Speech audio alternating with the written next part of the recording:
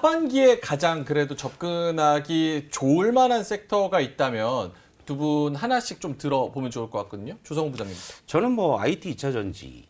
IT 2차 전지. 예, 이건 그냥 교양 필수 같은. 예, 지금 시장에서는 시장이 올라도 IT 2차 전지가 끌어갈 것이고요.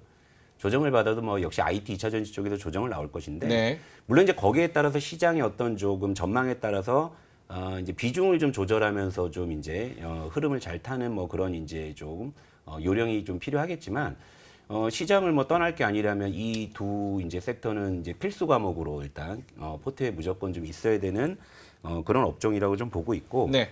여기서 이제 뭐 좀 선택 과목도 있을 수 있겠죠. 선택 교양 과목. 선택. 필수 과목은 IT랑 2차 전지. 예. 선택 과목. 선택 과목은 이제 자동차 조선 쪽. 왜냐하면 지금 2분기 쪽에서 지금 실적 가이던스가 가장 좋게 나오는 업종이기 때문에 예. 수급도 최근에 이제 굉장히 좋고요.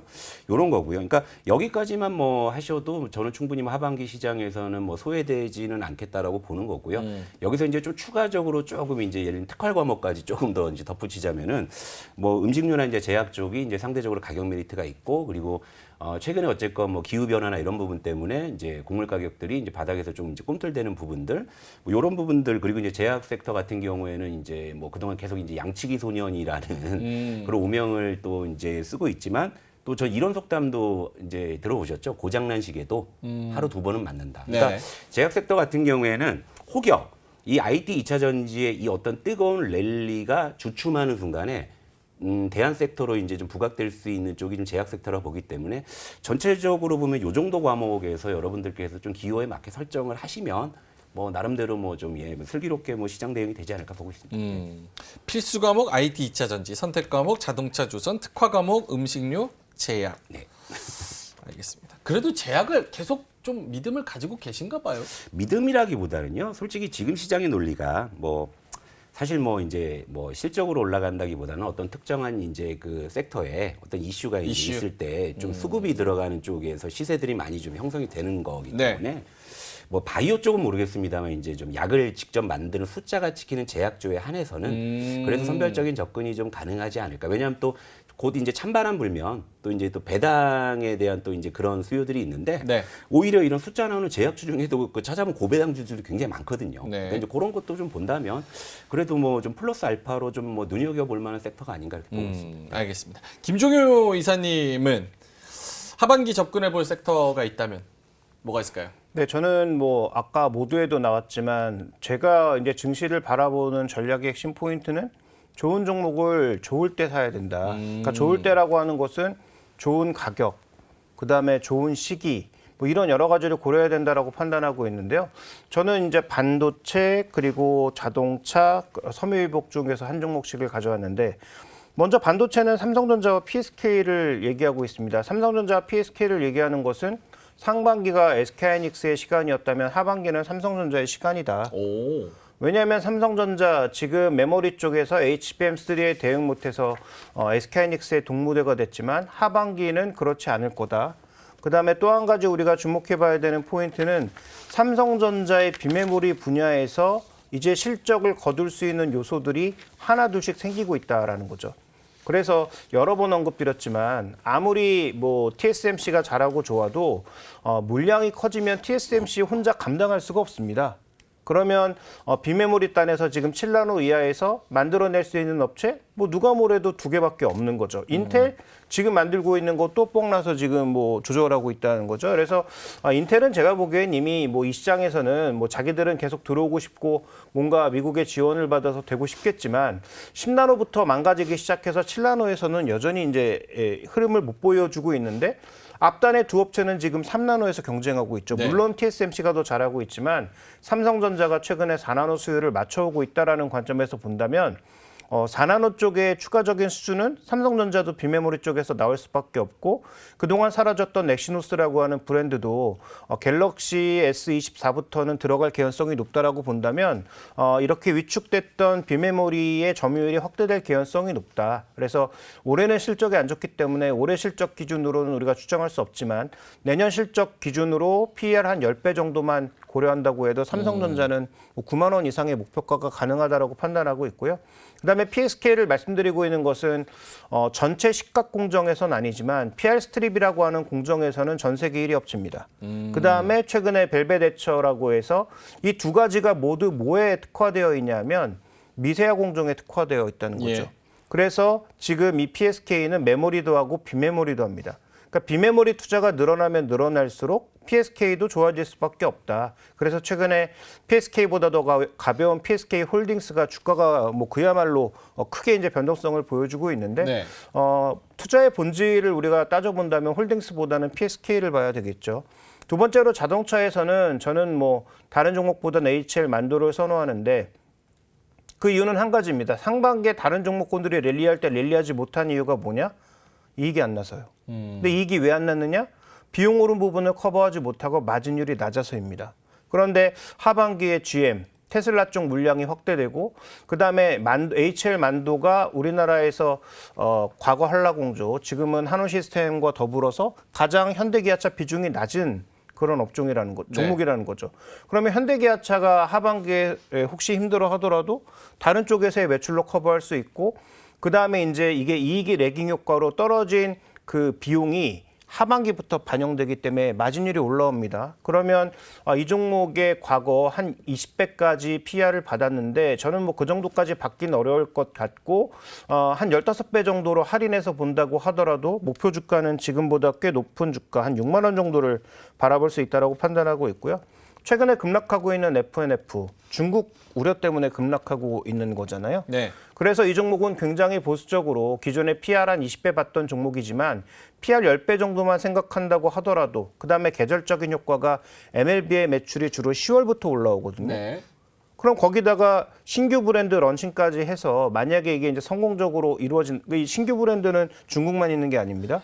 MLB가 그 야구 메이저리그 베이스볼 그 MLB죠 모자. 그렇죠. 근데 우리나라 쪽에서는 매출이 오히려 줄었지만 요즘에 반도체 기판 이런 얘기 많이 하다 보니까 거기도 MLB 있잖아요. 멀티레이어 보드. 그래서 네네. 헷갈려요. 지금 반도체 기판으로 넘어가신 건가? MLB 온 얘기하는 거였습니다. 네, 그렇죠. 예. 그래서 이 종목이 유일하게 지금 중국에서 잘 버텨내고 있는 소위 애국 소비에도 잘 버텨내고 있는 그런 추이인데 뭐 중국과 관련된 여러 가지 불확실성이 더 확대돼서 뭐 한국 제품 아예 사지 않는 그런 양상으로 돌아선다면 뭐 지금보다 더 주가가 내려갈 수 있겠지만 저는 여러 가지 악재가 충분히 반영되어 있는 상황 속에서 하반기 계절적인 효과를 고려한다면 PR 10배 정도로 기존의 이제 높은 밸류 때보다 한 50% 할인해 봐도 네. 한 14만 원 정도의 목표가를 설정할 수 있기 때문에 저는 뭐 그렇게 본다면 FNF도 하반기에는 기회가 올 수 있다 이렇게 보고 있습니다. 알겠습니다.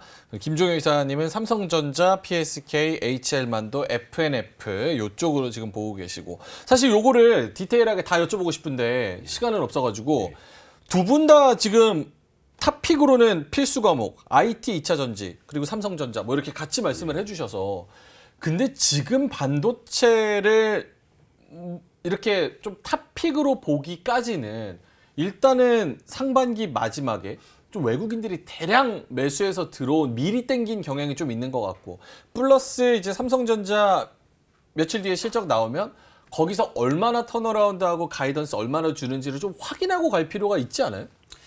그러니까 그게 지금 살까 말까 고민하는 분들에게는 네. 그게 고민이 되죠. 근데 이제 저는 아마 우리 명행커님하고 한 4월 말 5월 초에 제가 그때 그쵸. 그렇게 DDR5 노래를 불렀는데 그죠? 기억나시죠? 맞죠, 그랬었죠. 네. 근데 이제 2달이 지났잖아요. 네. 근데 그 이후로 지금 많이 오르니까 제가 사실 그래서 IT 2차 전지라고 말씀을 드리면서도 이제 종목에 대해서 제가 말씀이 좀 이제 드리기가 조심스러운 게 네네. 이미 저점에서 많이 올라온 것도 올라왔죠. 사실이니까. 그러니까 지금은 이제 예를 들면 특정한 종목이 이제 오늘 사도 되느냐는 굉장히 어려운 문제가 되죠. 왜냐하면 오늘 DDR5 같은 것도 많이 올라가고 이러니까.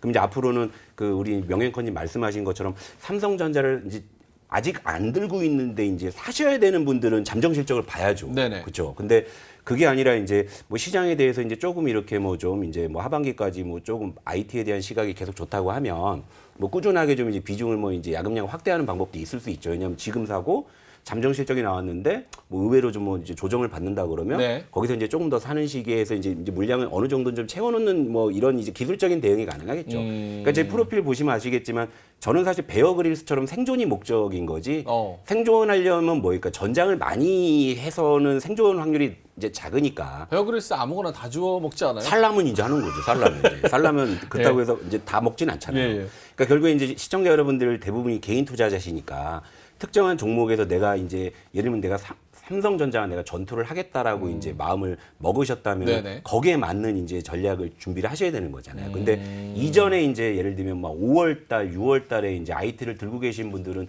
굳이 여기서 전선을 확대할 이유는 없는 거니까. 그러니까 아까 말씀하신 것처럼 삼성전자는 IT가 지금 없는데 지금이라도 IT를 사셔야 된다라는 고민을 하시는 분들은 잠정 실적 무조건 보셔야죠. 아, 그걸 일단 봐야 되고. 예, 그걸 본 다음에 내가 뭘 어떻게 할지 하는 네네. 거고 지금 이제 뭐 반도체나 이런 걸 저점에서 좀 잡으신 분들은 그냥 탄력 받은 김에 이제 조금 더 이제 가볼 수 있는 거겠죠. 그러니까 이제 그런 어떤 좀 전투의 스킬이라고 봐야 되겠죠. 그런 것들. 알겠습니다. 예, 예. 왜냐하면 허클님께서도 지금 보유자의 영역 말고 신규 매수자의 영역은 어디일까요? 이렇게 물어보셔가지고 예. 지금 말씀하신 대로 조성우 부장님은 보유자의 영역이면 무조건 홀드 해가지고 일단은 좀 가지고 가는 쪽으로 생각을 해야 되고 지금 언제 사야 되지 타이밍 잡는 분들은 실적 좀 봐야 되고. 그러니까 아까 말씀하신 것처럼요. 상반기에 외국인이 아이들 그렇게 쟁여놓을 때는 잘 안 올랐잖아요. 네.